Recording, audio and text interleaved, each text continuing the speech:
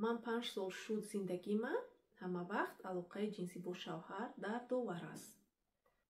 سبب های درد در وقت علاقه جنسی اینها یکچند نمود می شوند. یکمش این سبب های فیزیولوژی، یعنی که کم بودن مایع لوبریکاسیا، یعنی خشک بودن در وقت نزدیکی، نامنتظم شدن کار گرمون ها. این می تواند تا تولد باشد، در وقت حامله داری باشد، یا که بعد از تولد، یا که همین خیلی میتونن که نامنتظم باشد کار گرمون های اون زن. یعنی بیماری های سیرایتی، التهاب، یعنی که وسپالینی، اینا هم میتوانند درد دهند. و دیگر سببش همچنین واگینیسم. همچنین سبب های روانی نیز دارد، یعنی این اضطراب ها، استرس ها، یعنی آسیب های کودکی هم میتونه تاثیر رساند. اگر زوروری جنسی گذراندگی باشد این زن، این هم میتواند سبب شود.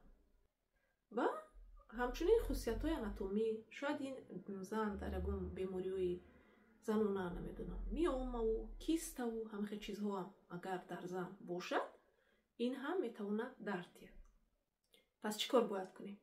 یکم درد این نشانه است که باید شما به متخصصان مراجعت کنید. یعنی که درد رو توقف کردن در کار نیست.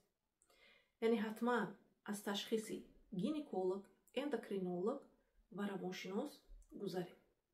اگر یکم نشانه‌های بیماری‌های سرایت کننده، التهاب همه چیزا باشد، اینها رو حتما توابت کردن در کار.